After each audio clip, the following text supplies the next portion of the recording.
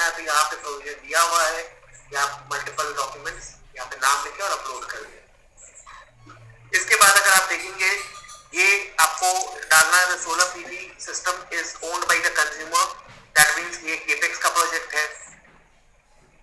ये प्रोजेक्ट जो हो रहा है वो 2021 वाली पॉलिसी के अगेंस्ट में है। इज द एप्लीकेंट जो वो एमएसएमई है कि नहीं, अगर एमएसएमई में आप क्लिक आपको दोनों में से किसी एक में करना है, अगर नो में है तो आप आगे ऐसे प्रोसीड कर पाएंगे। यस में है तो अगर आपको सर्टिफिकेट अपलोड करना होगा, किस कैटेगरी में है वो यहाँ पे करना होगा। टाइप ऑफ एप्लीकेंट, एमएसएमई उद्योग आधार नंबर, साइनिंग अथॉरिटी कौन है, उनका नाम क्या है, तो ये सारी चीजें आपको एडिशनल फिल करनी होगी। सेकेंड, लेट्स से कि आप एप्लीकेशन रजिस्टर कर रहे हैं आरपीओ कंप्लायंस के अंदर, आरईसी मैकेनिज्म की, या नॉर्मल केस में कर रहे हैं तो नॉर्मल होता है। तो अगर आप नन में नहीं कर रहे हैं तो आप नन पे क्लिक करें, नहीं दबाएं। इन केस कि आप आरपीओ में कर रहे हैं तो ये कुछ क्वेश्चंस हैं एज पर द फॉर्मेट, ये आपको आंसर करने होंगे। सेम केस है आरईसी मैकेनिज्म में, ये सारी चीजें आपको करनी होगी। जैसे जैसे आप physical copy of the application turn on और अपलोड करना है, जहां पे भी आप यस करेंगे उसका जो रिलेवेंट डॉक्यूमेंट है वो आपको यहाँ पे अपलोड करना है।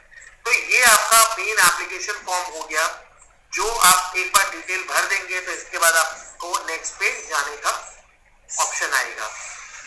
ये लाइव अकाउंट नहीं है तो मैं थर्ड पेज पे आपको दूसरे एप्लीकेशन में लेके चलता हूँ जी। तो दोस्तों ये था पेज 1 जहाँ पे आप अपने पेज 2 तो पेज 1 और 2 हाँ, तो पहले जैसा पुलकित जी ने बताया भाई, पहले लॉगिन करना है अपना, जो आपको जब रजिस्टर कराएंगे आप उसके बाद आपको एक लॉगिन नेम पासवर्ड मिल जाएगा। लॉगिन नेम पासवर्ड मिलने के बाद आप इस पोर्टल में अंदर आके लॉगिन करके आप अपने प्रोजेक्ट के जितने भी डिटेल्स हैं जो बेसिकली लगते हैं वो आपको इसमें डालना होता है। आपके मन में अभी तक कोई क्वेश्चन या डाउट या है इस स्टेज तक, वो आप अभी हमें पूछ सकते हैं। एक एक करके हम आपके जो आपका इंस्ट्रक्शंस रहेगा, हम we want to make it very sure कि भाई आपको जो भी हम बताना चाह रहे हैं या बताने की कोशिश कर रहे हैं वो आपके मन में या आपको समझ आ रहा है। तो आप अपने चैट बॉक्स में लिख दिए, we will try to answer those questions. हाँ, और जितना हो सके हम उसे इंटरेक्टिव करने की कोशिश करेंगे। और जैसा कि आप चैट बॉक्स में देख सकते हैं, हमने एक चैट बॉक्स में एक व्हाट्सएप का लिंक भी डाल रखा है, तो आप जो भी अपडेट्स चाहते हैं तो आप उसे ज्वाइन कर लीजिएगा और हम उस पर भी आपको अपडेट्स देते रहेंगे। तो आपके मन में अगर कुछ क्वेश्चन है तो आप हमें पूछ सकते हैं। यहाँ तक अभी तक हमने देखा कि भाई कैसे एक प्रोजेक्ट को रजिस्टर किया जाता है। यस प्रजापति जी, आपका कोई क्वेश्चन है? या वाघ मोहम्मद साहब, रंजीत जी, मितेश जी, या आपने चिराग पटेल साहब, आपका अगर कोई क्वेश्चन है तो आप हमसे पूछ सकते हैं। इसमें कुछ और एडिशनल इंफॉर्मेशन देना है सर आपको?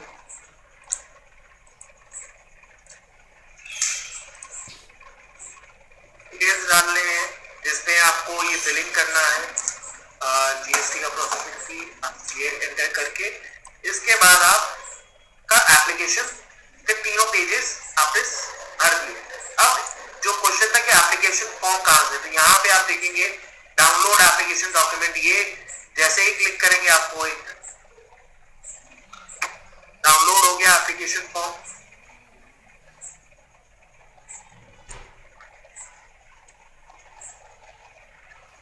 इसमें आपको सिग्नेचर करना है, करवाना अपने क्लाइंट से जो भी ये एप्लीकेशन सबमिट करेंगे इनके लिए, और इसको फिर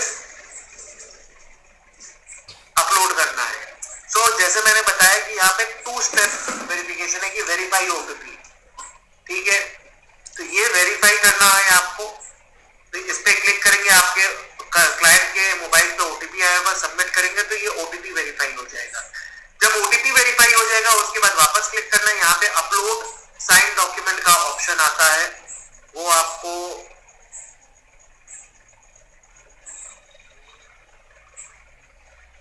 एप्लीकेशन साइन डॉक्यूमेंट का ऑप्शन आता है, वो आपको यहाँ पे जब सबमिट करेंगे, अपलोड करेंगे तो आगे आपकी एप्लीकेशन जो है आप देख रहे हो कि ये पूरे व्हाइट है, ठीक है, तो ये उस केस में येलो हो जाएंगे, दैट मींस कि आपका एप्लीकेशन सबमिट हो गया है। तो यहाँ पे आपका पहला एप्लीकेशन स्टेप हो गया। दूसरा, आपको जैसे ही आप सबमिट करेंगे आपको यहाँ पे इसी एप्लीकेशन एक्शन में ऑप्शन आएगा मेक पेमेंट का, आप पेमेंट करेंगे तो आपका एप्लीकेशन थर्ड स्टेज के लिए जाएगा, which is the document verification. ये स्टेज जो है ये अब डिस्कॉम के पास आपको ये एप्लीकेशन दिखेगी। आप देख सकते हैं कि ये किस डिस्कॉम की है, यूजीवीसीएल की है, हिम्मतनगर सर्कल की है, हिम्मतनगर ओएनएम डिवीजन की है और ये इस सब डिवीजन की है। तो ये सब डिवीजन ऑफिस के पास जाएगा as per the procedure discom. ये डिस्कॉम के ऑफिसर सब डिवीजन वाले इसको अप्रूव करेंगे और फीजिबिलिटी अप्रूव करेंगे। जैसे ही फीजिबिलिटी अप्रूव करेंगे यहाँ पे आपको उनका पेमेंट कितना करना है उसका डेटा आ जाएगा।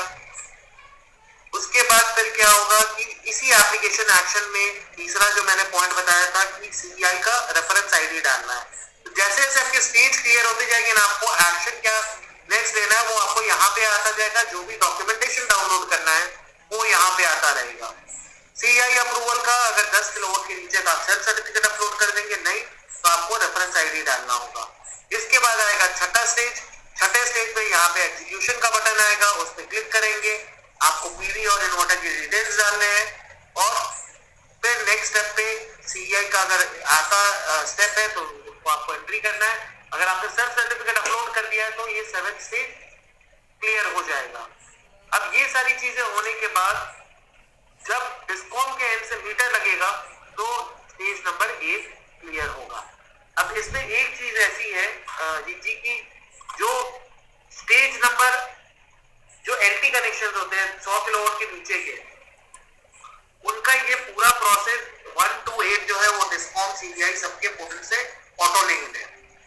तो जो भी सिस्टम में कहीं पे भी कुछ होगा क्योंकि मल्टीपल स्टेक होल्डर्स हैं तो उसका अपडेट जेडा के पोर्टल पे आ जाता है। जो 100 किलोवाट के ऊपर उसके एप्लीकेशन होते हैं जिनको हम एचटी कनेक्शन भी बोलते हैं, सिंस वो डिस्कॉम में वो पूरा प्रोसेस ऑटोमेटेड नहीं है मीटर रिलीज का और कोटेशन जनरेट करने का, तो उस केस में बेसिकली होता क्या है कि सर्टेन पार्ट तक ये ऑटो कनेक्ट होते हैं, उसके बाद डिस्कॉम ऑफिसर को मैनुअली डालना पड़ता है। तो इसमें नॉर्मली आप अगर देखेंगे तो 3 स्टेप है जहाँ पे डिस्कॉम का इंटरवेंशन आता है। Step number 3, step number 4, step number 8। यहाँ पे वो डॉक्यूमेंट वेरीफाई करते हैं, इस जगह पे फिजिबिलिटी का अप्रूवल देते हैं जिसके बेसिस पे डिटेल आते हैं कितना पेमेंट करना है और यहाँ पे मीटर का।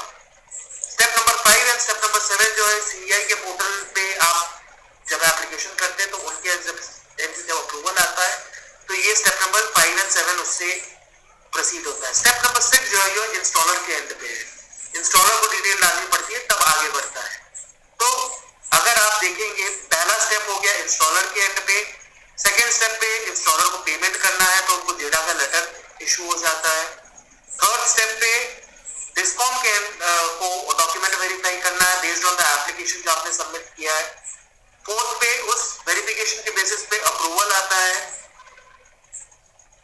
फिफ्थ पे एज एन ईपीसी ही बस उनको वो सीरियल नंबर एंट्री कर देना है, जब भी अप्रूवल आएगा कंप्लीट हो जाएगा। सिक्स्थ में एज एन इंस्टॉलर आपको एंट्री करनी है। सेवेंथ सिमिलर प्रोसेस जो फिफ्थ में था।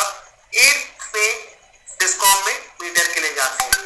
तो नॉर्मली इस टाइम पे मीटर जब लगाने जाते हैं तो डिस्कॉम वाले सारे डॉक्यूमेंट्स एक ही बार ले लेते हैं, तो पीपीए के हो गए, पेमेंट स्लिप हो गए, ये सारी चीजें एक जगह ही लेके आपका मीटर इंस्टॉलेशन कर देते हैं। तो ये पूरा का पूरा अगर आप देखोगे तो it's a very transparent process. कहाँ पे फाइल है, किस ऑफिस में है, अगर आपने यहाँ पे किस दिन सबमिट किया है, सारी चीजें आपको एक सिंगल डैशबोर्ड में दिखती है। और ये हर एक डिस्कॉम वालों को भी दिखते हैं, सीईआई ऑफिसेज में भी है, जो कंसर्न डिस्कॉम ऑफिसेज हैं, ईपीसी कंपनीज हैं, इवन जो कंज्यूमर है वो भी ट्रैक एप्लीकेशन से ये इंफॉर्मेशन देख सकता है। तो it's a very transparent process जहाँ पे आप इजीली नेविगेट कर सकते हैं। जी सर, जी सर, ये तो बहुत ही एकदम सिंप्लीफाइड है। मतलब कि अगर थोड़ा सा इसमें 2-3 बार प्रैक्टिस करेंगे तो आपको ये पूरा प्रोसेस समझ आ जाएगा। सर कुछ क्वेश्चंस ले लेते हैं, उसके बाद फिर हम आगे बढ़ते हैं। ये जरा स्क्रीन शेयर बंद करेंगे सर। श्योर। जी सर, सर कुछ क्वेश्चंस आए हैं हमारे जो व्यूअर्स हैं, उनके क्वेश्चंस अब हम ले लेते हैं एक एक करके। सागर कंबर जी का स्पेल अगर गलत कर रहा हूँ तो मेरे को माफ़ कर दीजिएगा, मैं सागर से ही बढ़ता हूँ। सर उनका क्वेश्चन है कि जीएसटी डिटेल्स में क्या डालना होता है और रेसिडेंशियल सेक्टर में don't have GST, so what to do, what to enter. Sir normally GST में correct I may not be right in this, क्योंकि मेरे को उसमें एग्जैक्टली ध्यान नहीं है कि ये एप्लीकेंट का जीएसटी जाता है या डिस्कॉम ये इनका जाता है इंश्योरेंस का। बट जहां तक मेरे को ध्यान है वो जो एप्लीकेंट होते हैं, बिकॉज ये एप्लीकेशन की इस कंज्यूमर के अगेंस्ट में पे हो रही है तो उनका डाला जाता है। May be I am not very clear, मेरे को ध्यान अभी नहीं है, तो काफी टाइम हो गया ये भी ये तो उसमें शायद जो है मोस्टली वो जो इंस्टॉल जो एप्लीकेंट होते हैं उनका होता है। ओके चलिए ठीक है आप जी चलिए ठीक है, हमारे इस आपको चैट बॉक्स में हमारा एक व्हाट्सएप ग्रुप दिख रहा होगा, अगर आप उसमें ज्वाइन कर लेंगे तो हम उसमें थोड़े बहुत अपडेट्स उसमें भी देते रहते हैं, तो we will try to answer your question also. ये वाला एक और क्वेश्चन उन्हीं का ही है sir, how to apply additional capacity, example 3.2 is the existing system, customer wants to increase capacity by 3 kilowatt, अब यहाँ पकड़ लेते हैं एडिशनल 3 किलोवाट। तो बहुत सिंपल है, जैसे आपने नया एप्लीकेशन किया वहां पे आपने देखा था 2 ऑप्शन है, पहला न्यू एप्लीकेशन, दूसरा पीवी एनहांसमेंट। आपको पीवी एनहांसमेंट पे क्लिक करना है। आप वहां पे जैसे ही कंज्यूमर नंबर डालेंगे डिस्कॉम के सिस्टम में, क्योंकि आपका अगर पहले सिस्टम लगा हुआ है तो उसका सिस्टम में ऑलरेडी ये डेटा फीडेड है, एंटर्ड है कि यहाँ पे कितना सोलर लगा हुआ है, ठीक है। तो वहां से ये डेटा फेच होगा, अगर वहां पे आपका 3 किलोवाट का सिस्टम आप बोल रहे हैं लगा हुआ है 3 वोल्ट, तो साथ में एप्लीकेशन आपको जैसे न्यू एप्लीकेशन किया वैसे ही आपको एनहांसमेंट का भी एप्लीकेशन करना है। जस्ट कि आपको अप्लाई के अंदर जाके पीवी एनहांसमेंट में क्लिक करना है, बाकी के सारे प्रोसीजर सेम है, बाकी सारा system will take care. In case जो प्रॉब्लम जो इश्यूज आती हैं, I tell you very frankly, because ये system over period of time rooftop का भी डेवलप हुआ, हम लोगों ने भी इसमें काफी स्ट्रीमलाइन करने में टाइम डाला है।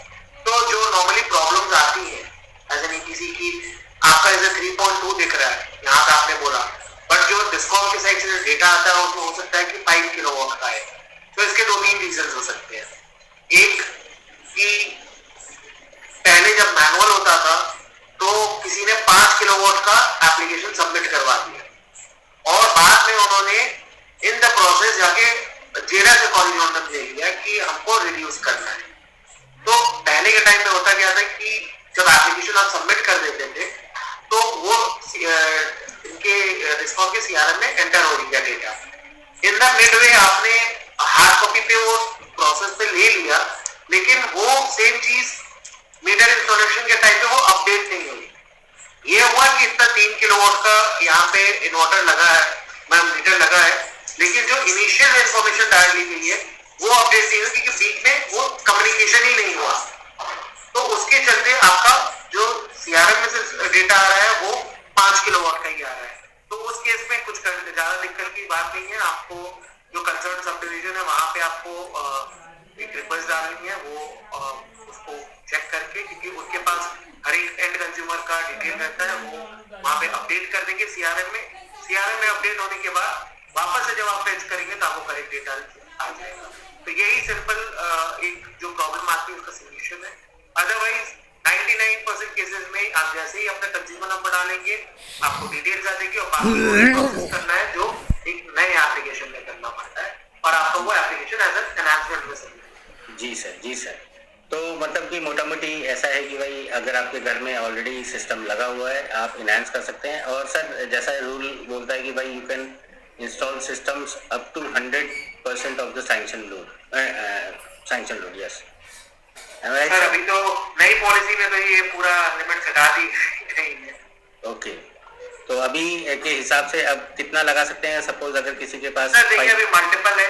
देखिए जीआरसी का अलग नोटिफिकेशन है, मिनिस्ट्री ऑफ पावर का अलग है और पॉलिसी अलग है। आप तीनों को कंबाइन करेंगे तो मोटा मोटी वही आता है कि आप कॉन्ट्रैक्ट लोड तक कर सकते हैं। पॉलिसी में ऐसा कुछ क्लियरली लिखा नहीं कि आप कितना करें, बट मिनिस्ट्री ऑफ पावर और जीआरसी ने ये लिमिट डाला। तो अगर तीनों को डॉक्यूमेंटेशन वो करेंगे तो ये आता है।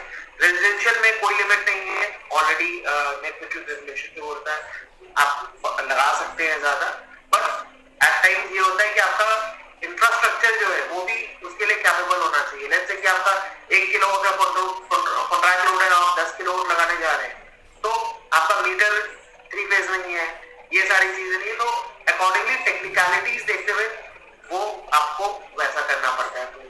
जी सर, एकदम सही बात है। क्या है कि भाई यहाँ पे एक चीज और बोलना चाहूंगा कि भाई don't treat these systems as a source of income. ये सिस्टम्स जो है grid connect solar rooftop system, कई लोगों के मन में है कि भाई इसको लगा के हम as a additional source of income बना सकते हैं, तो ये आप अपने मन से निकाल दीजिए, ये ऐसा नहीं है। आप यहाँ पे ये सिस्टम लगा के आप अपना बिजली का बिल कम, इनफैक्ट कई केसेस में जीरो भी कर सकते हैं। तो सर एक और क्वेश्चन ले लेते हैं, सागर जी का ही है। Also when 7th stage is completed, is there any physical document to be submit? If yes then where to submit? Sir ये सब डिविजन में सबमिट करना पड़ता है, ठीक है।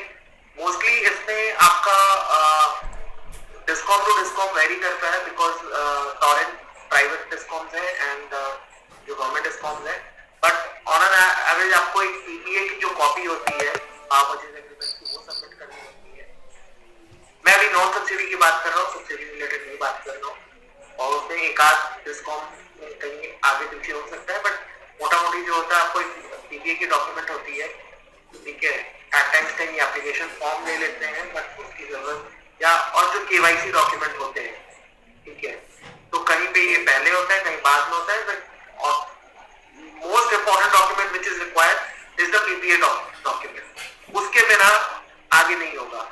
बाकी भले ही किसी ने ले लिया, किसी ने नहीं लिया, लेकिन ये चीज तो होगी, आपको वो फिजिकली सब डिविजन ऑफिस में सबमिट करना होगा। जी सर, एक और क्वेश्चन है सर नीलेश आचार्य जी का।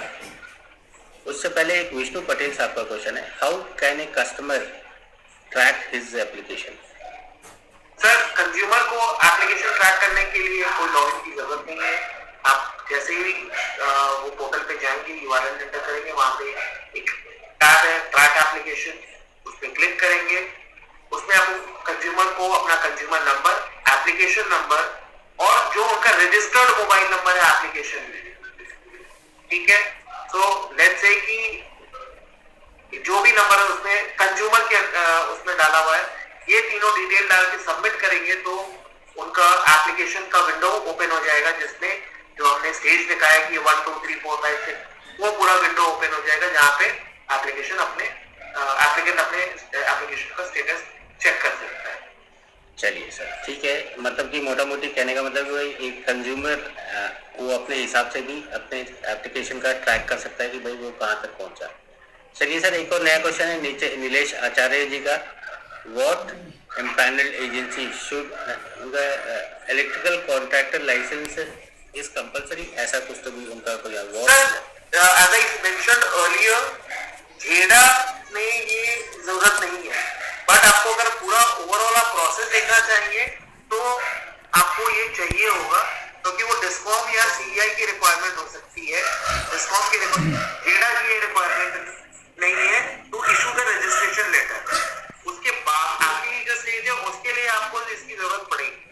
सर लेकिन अभी ये सीजीआई भी है, वो तो पिक्चर में 10 किलोवाट के ऊपर ही आ रहा है ना रेसिडेंशियल। बट सर आपका जो 10 किलोवाट के नीचे का, उसमें सेल्फ सर्टिफिकेट साइन करना होता है, तो उसमें सेल्फ सर्टिफिकेट में 2 लोगों की सिग्नेचर्स लगते हैं, इलेक्ट्रिकल सुपरवाइजर का और एक कॉन्ट्रैक्टर का, तो ये दोनों के साइन लगते हैं। तो मोस्टली लाइक इन टॉरेंट आपको वो mostly in all the discoms की जो उनके कंपनी के हैं उन्हीं के नाम पे कॉन्ट्रैक्टर लाइसेंस होना चाहिए। और जैसे टॉरेंट में तो ये मुझे खुद पर्सनली भी पता है कि वहां पे आप आपका सुपरवाइजर का भी जो लाइसेंस होता है वो 2 कंपनी में यूज नहीं हो, वो उसको भी चेक करके ही देते हैं। तो it is better to be on a safer side कि आपको दोनों लग ही जाएगा, क्योंकि आपको एंड में डिस्कॉम से मीटर लगवाना है। जेडा आपको ये नहीं बोलता है कि आप ये लो, तो issue the registration letter, but आगे के प्रोसेस में आपको ये लग जाए। मतलब कि सर अगर समझा जाए मोटा मोटी तो इलेक्ट्रिकल लाइसेंस अगर गुजरात में अगर काम करना है तो वो आपको होना चाहिए सर, मोस्टली यस। ओके, चलिए ठीक है। नेक्स्ट क्वेश्चन ले लेते हैं मितेश जोशी साहब का। गेडा प्रोजेक्ट चार्ज कितना होता है? चार्ज सर हाँ, तो अगर 1 मेगावाट के नीचे का प्रोजेक्ट है तो सर 13,000 रुपए प्लस टैक्सेस, ये चार्जेस है। अगर 1 मेगावाट के ऊपर का रजिस्ट्रेशन करा रहे हैं तो 26,000 रुपए पर मेगावाट टैक्स। सर अगर हम बात करें कि भाई 5 किलोवाट का, तो 5 किलोवाट में भी कितना चार्जेस होगा? 13,000। हाँ 13,000 प्लस टैक्सेस। 13,000 मतलब कि anything till 1 From megawatt, 1,000 it is 13,000। यानी कि पहले रजिस्ट्रेशन के वक्त उन्होंने 11,800 रुपये दिया रजिस्ट्रेशन, जिससे कि That is a one time। That is आपका फॉर्म रजिस्टर हो गया गेडा में। हाँ, एंड उसके बाद आपका एक और रजिस्ट्रेशन होगा जो आपके प्रोजेक्ट, हर प्रोजेक्ट के ऊपर आपको देना है। Right। सपोज वो 1 किलोवाट हो, 2 किलोवाट हो, 5 किलोवाट हो, 10 किलोवाट हो या 1 मेगावाट के नीचे, तो आप जैसा बता रहे हैं उतना 13,800 आपको एज ए रजिस्ट्रेशन देना है। 13,000 प्लस टैक्सेस। 13,000 प्लस टैक्सेस ये आपको देना है पर प्रोजेक्ट के पीछे, ठीक। एंड फिर उसके बाद नेट मीटरिंग और ये सब का अलग से होता तो है। उसके बाद फिर दूसरी चार्जेस जो पे करनी होती है, जो एस्टिमेट आती है फिजिबिलिटी अप्रूवल के टाइम पे, तो वो डिस्कॉम में चार्जेस पे करनी होती है। आपको प्रोजेक्ट टू प्रोजेक्ट वो भी वेरी करेगा। छोटे प्रोजेक्ट का कुछ 3-4 हजार भी हो सकता है, बड़े प्रोजेक्ट का 50,000 भी हो सकता है। तो प्रोजेक्ट टू प्रोजेक्ट वो वेरी करता है, तो वो आपको डिस्कॉम में पेमेंट करना होता है। ये पहला वाला है, ये जेडा के रजिस्ट्रेशन के लिए पेमेंट करना। अच्छा, तो सर मतलब कि अब यहाँ पे एक और क्वेश्चन आता है कि भाई अगर हमको प्रोजेक्ट की कॉस्टिंग करनी है, अगर कोई बंदा गुजरात में काम कर रहा है और उसे सिस्टम की कॉस्टिंग करनी है एंड कस्टमर के लिए, तो उसमें ये सारे चार्जेस भी ऐड करने पड़ेंगे। मतलब कि एक तो हो गया भाई आपका सिस्टम का कॉस्ट, अप्रोक्सीमेटली हम पकड़ लेते हैं 5 किलोवाट का वो सिस्टम लगा रहे हैं एंड 50,000 के हिसाब से 2.5 लाख रुपए वो सिस्टम का कॉस्ट हो गया, ठीक। उसके बाद उनको गेडा में रजिस्ट्रेशन कराना है क्योंकि ये ओपन मार्केट से बिक रहा है, तो उसके बाद 13,000 एक ये वो पे करना होगा। उसके बाद आपका मीटरिंग चार्जेस या मीटर का जो चार्जेस होता है वो पे करना है एंड तब जाके ये खड़ा होगा। M I right sir? Exactly. तो ये जितने भी पॉइंट्स हैं जो गेडा का अप्रूवल है या इसका जो फीस है, ये भी एडिशनल उसमें ऐड करना ही है। नॉर्मली बहुत बड़ी किसी कंपनी होती है ऑन एक्चुअल रखते हैं क्लाइंट से, तो बट आपका जो क्वेश्चन है कि हाँ प्रोजेक्ट कॉस्टिंग में ये आपको ऐड करना है। जी सर। ओके सर, एक और क्वेश्चन है असल अल्साज ग्रीन है। स्टेज 4 के लिए डिस्कॉम कितना टाइम में रिस्पॉन्ड करता है sir? Stage 4 sir this is a very open ended, but normally आपको डिस्कॉम जो है वो उनके आपने जैसे पेमेंट किया, ठीक है, पेमेंट करते ही वो डॉक्यूमेंट वेरिफिकेशन के लिए चला जाता है डिस्कॉम के लॉगिन से। वहां पे ऑन एन एवरेज 10 दिन बहुत ज्यादा हो गए, बट इट ऑल डिपेंड्स कि किस सब डिवीजन में कहाँ पे है। वहां पे कुछ इशू नहीं है, ठीक है, कि कुछ इंफ्रास्ट्रक्चर अपग्रेड करना है या कुछ, otherwise it happens very fast, because information जो ट्रांसफर है वो क्विकली हो जाता है सब डिवीजन ऑफिस में। जहाँ पे एक्शन लेना है तो फटाफट हो जाता है, अगर नहीं होता है तो आप डायरेक्टली उस सब डिवीजन में कांटेक्ट करें, तो जो भी इशू है वो वहाँ पे कम्युनिकेट हो जाता है। अगर वहाँ कांटेक्ट नहीं भी करें, कुछ इशू है तो वो उससे कम्युनिकेट कर देते हैं, because overall the working of discom in Gujarat is pretty streamline, ठीक है। तो डिस्कॉम में भी डेडिकेटेड ऑफिसर्स हैं जो ये देखते हैं, तो नॉर्मली दे रिस्पॉन्ड, अगर कोई भी इशू है तो respond very quickly, and this is a very transparent system. तो कहीं डिले भी होता है तो वो पता चलता है कहाँ पर डिले है। जी सर, इस बात में तो कोई दो राय नहीं है कि भाई गुजरात में जो पॉलिसी प्रोसीजर गाइडलाइंस है वो बहुत ही स्ट्रीमलाइंड है और उसमें बहुत सारा ऑलरेडी काम हो चुका है। इनफैक्ट इसी का नतीजा है कि भाई हमें ये दिखता है कि भाई जो टारगेट अचीव है, अगर हम सब्सिडी वाले प्रोग्राम की बात करें तो वहाँ पे इन्हेंसमेंट की बात की जा रही है, that is from 600 to 750 megawatt. और अगर हम बाकी स्टेट्स की बात करें तो वहाँ पे शायद ये फिगर सिंगल डिजिट में होगा या 2 डिजिट में होगा, 3 डिजिट्स में तो हार्डली कोई स्टेट है। तो 600 megawatt is a big number and that too 600 से 750 मेगावाट का एनहांसमेंट हो रहा है। दैट मीन्स ओवरऑल ये पूरा प्रोसीजर स्ट्रीमलाइंड होगा, स्मूथ होगा, हैसल फ्री होगा, तभी ये चीज़ होगा। अब एक और क्वेश्चन ले लेते हैं सर, सागर साहब का ही है question, about 10 kilowatt in industrial sector. But उससे पहले मैं एक चीज़ बताना चाहूँगा, जितने भी हमारे दोस्त लोग हमारे साथ जुड़े हुए हैं उनके मन में अगर कुछ भी क्वेश्चन है तो वो आप अभी हमारे साथ पूछ सकते हैं। और अभी तक हमने आपको बता दिया कि भाई गेडा में कैसे रजिस्ट्रेशन कराना होता है, कैसे आप अपने प्रोजेक्ट का रजिस्ट्रेशन करा सकते हैं। और हमने इसी चैट बॉक्स में जो आपके साथ हम लोग चैट कर रहे हैं उसी में हमने एक व्हाट्सएप ग्रुप का लिंक भेजा हुआ है। आप उससे जुड़ के हम जितने भी अपडेट्स हैं वो हम उसमें शेयर करते रहेंगे, तो आप हो सके तो उसमें भी जुड़ जाइएगा। चैट बॉक्स में हमने उस ग्रुप का लिंक भी दे रखा है। अब आपके मन में जो भी क्वेश्चन है वो आप हमारे साथ पूछ लीजिएगा। और आपको अगर हमारा प्रोग्राम अच्छा लगता है तो प्लीज़ लाइक कर दीजिएगा और इसे हो सके तो दूसरों के साथ शेयर कर दीजिए, शायद ये इन्फॉर्मेशन उनके भी किसी काम आ सके, आपके कस्टमर के पास काम ये इन्फॉर्मेशन बन जाए उसके भी काम आ जाएगा। क्या है कि भाई जितना इन्फॉर्मेशन क्लियर रहेगा, स्मूथ रहेगा, उतना इंडस्ट्री के लिए भी अच्छा है, आपके लिए भी अच्छा है, आपका भी हेडेक कम होगा, कस्टमर का भी हेडेक कम होगा, यही हमारी कामना है। अब सागर साहब का क्वेश्चन उठा लेते हैं sir, about 10 kilowatt in industrial sector what metering system will be applied, net meter और ग्रॉस मीटर? सर ये still it is in regulator के पास है, तो I would not like to comment on the policy and all. But जो अभी जो चल रहा है वो ये है कि डिस्कॉम्स एक प्रोविजनल जो 2015 की नेट मीटरिंग रेगुलेशन है, they are following that same till the new order from the regulator is received. So अभी 500 किलोवाट जो पिछला जो रेगुलेशन था जिसमें अराउंड 1 मेगावाट तक अलाउड था, तो वो हो रहा है। बट आई थिंक जो डिस्कॉम जो एक प्रोविजनल अंडरटेकिंग लेते हैं रिगार्डिंग की जो भी रेगुलेटर का ऑर्डर होगा उसके बेसिस पे आपका आगे का बिलिंग होगा।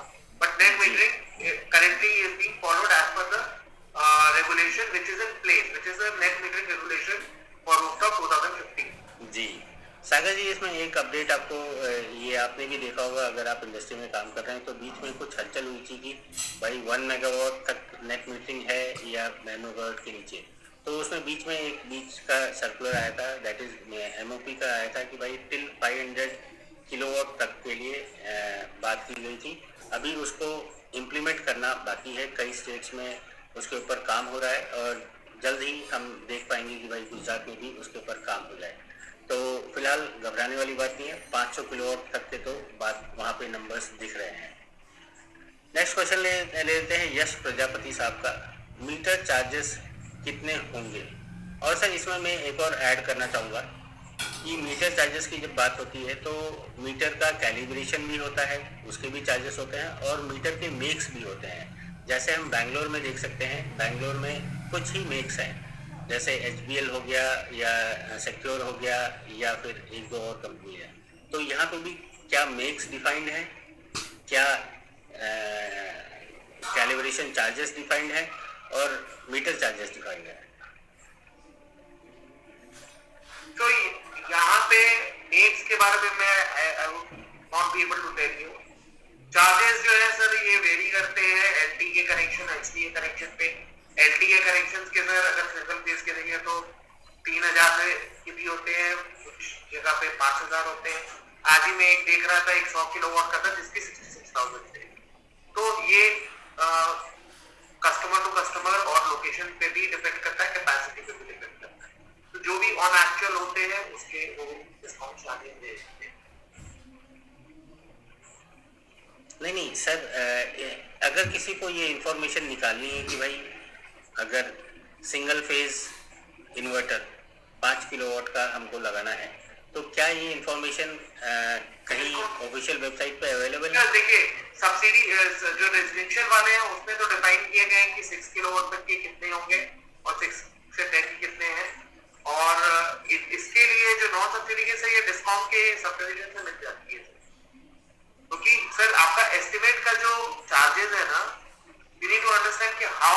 charges are being calculated. So it is basically कि आपका एक fixed charges हो गया, जैसे आपने बताया मीटर का लैब का ही।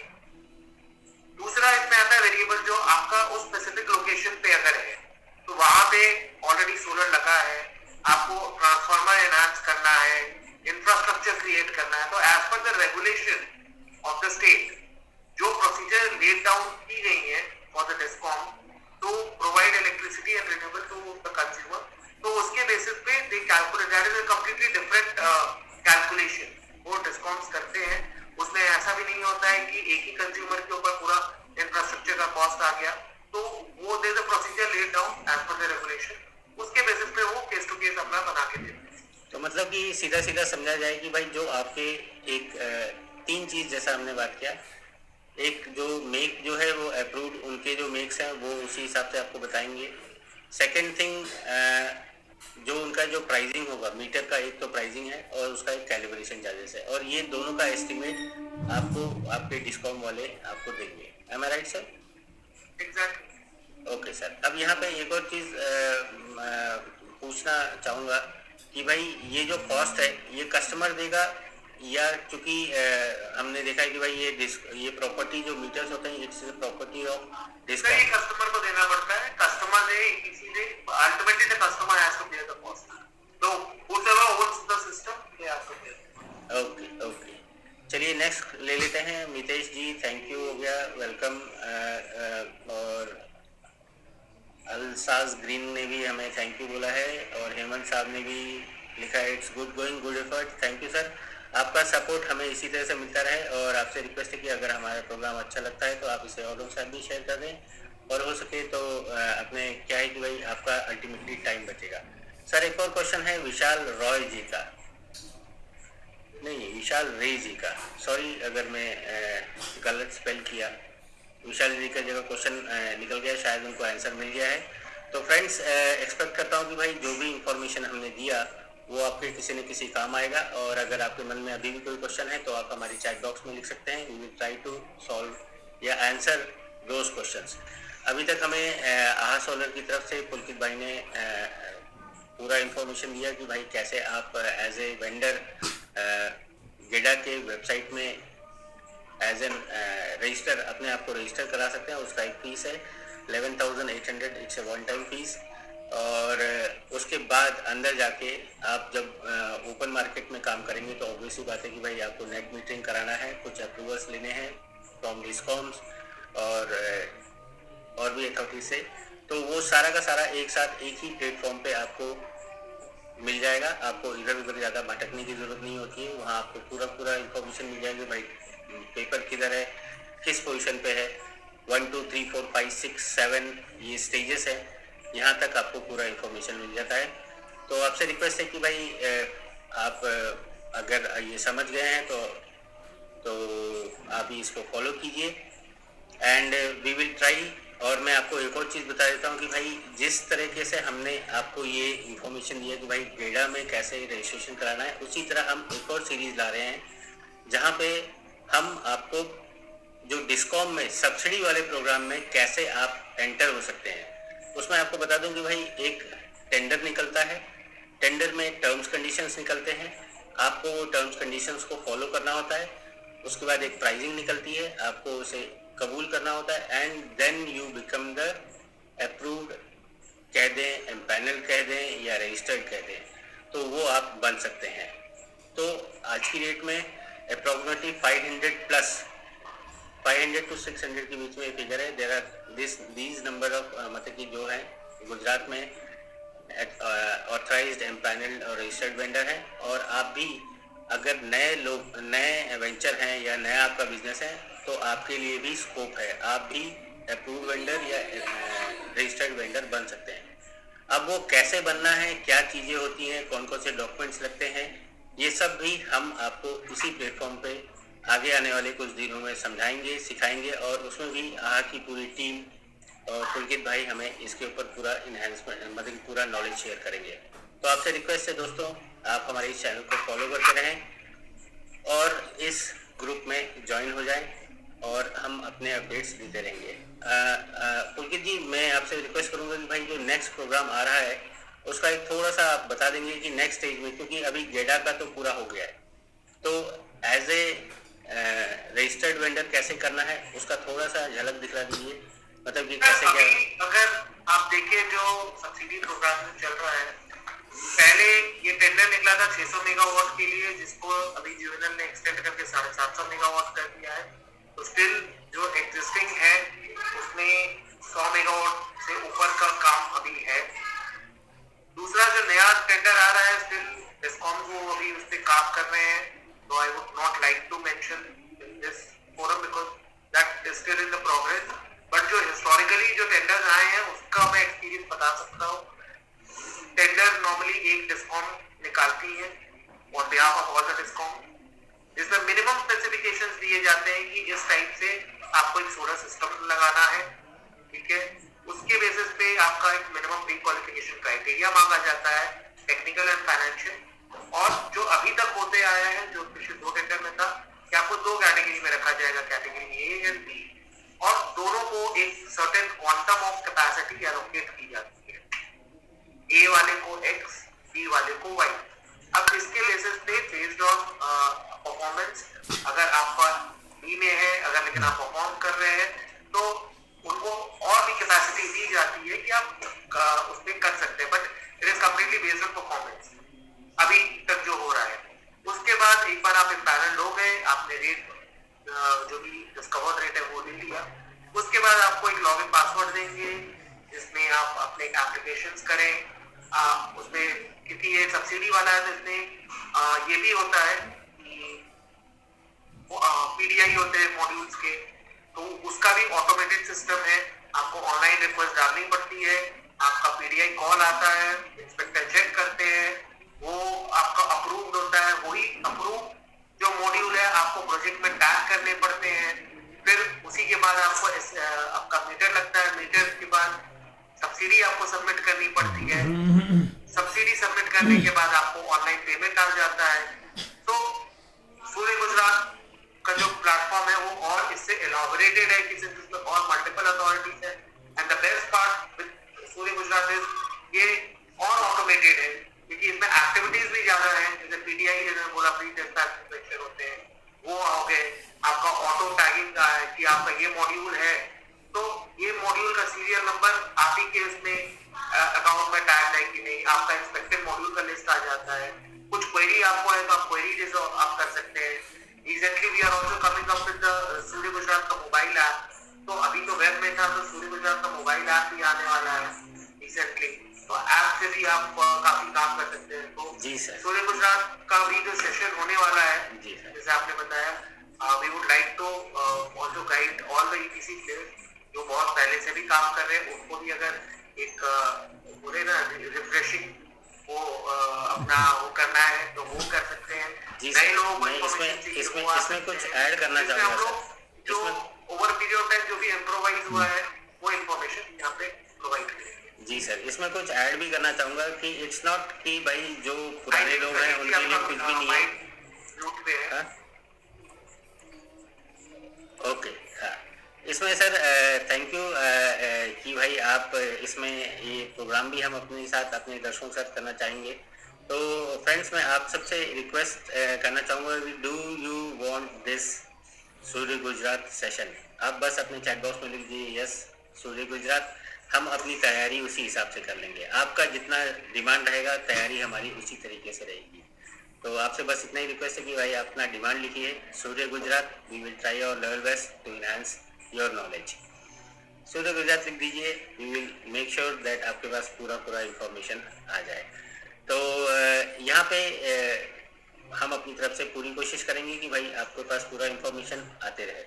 मैं ये प्रोग्राम ख़त्म करने से पहले आप जितने भी हमारे दर्शक हमारे साथ, हमारे साथी, हमारे दोस्त जो उनका सपोर्ट से हम यहाँ तक पहुँचे, उन सबका धन्यवाद देना चाहूँगा।